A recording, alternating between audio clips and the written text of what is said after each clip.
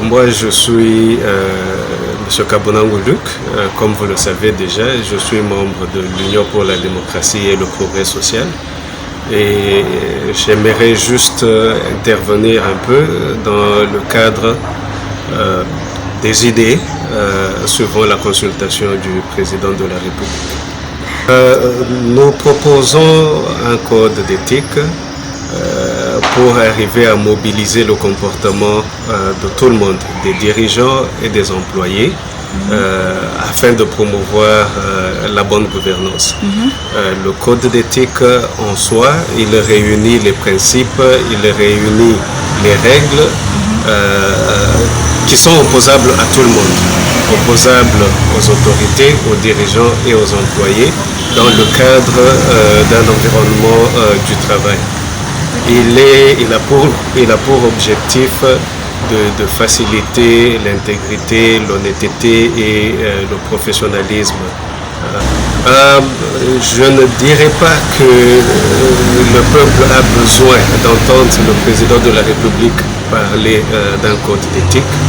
Cependant, le président, déjà dans son diagnostic, il a parlé des problèmes de comportement des individus.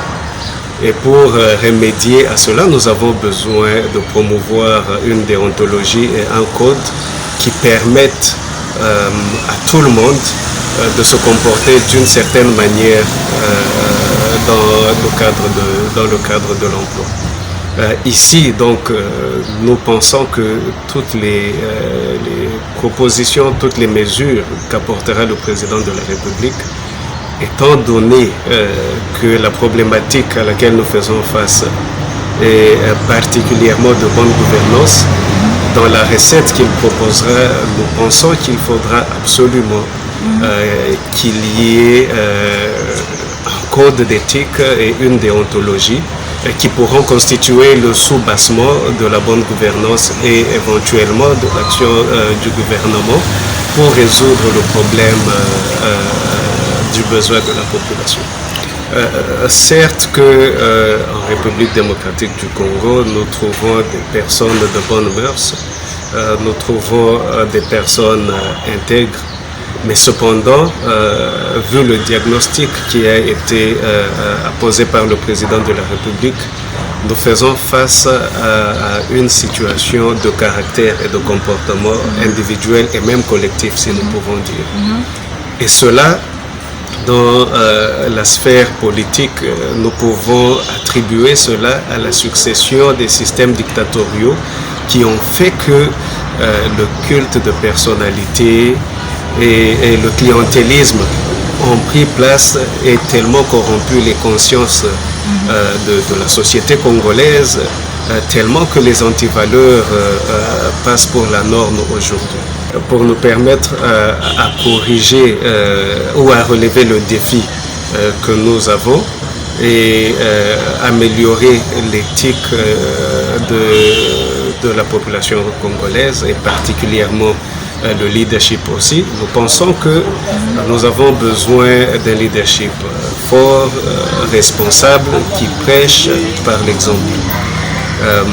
De deux, nous pensons que nous avons besoin de bonnes lois et d'une justice qui soit juste et équitable.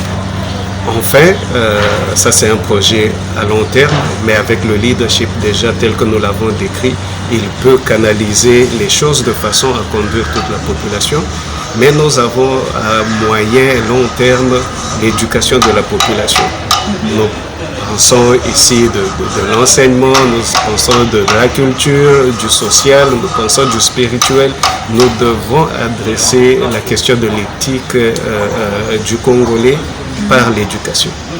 À la population congolaise, moi, je lui demanderai de rester mobilisée derrière le chef de l'État, parce que le souci du chef de l'État, c'est celui d'assurer le bien-être de la population, qui passe nécessairement par la bonne gouvernance.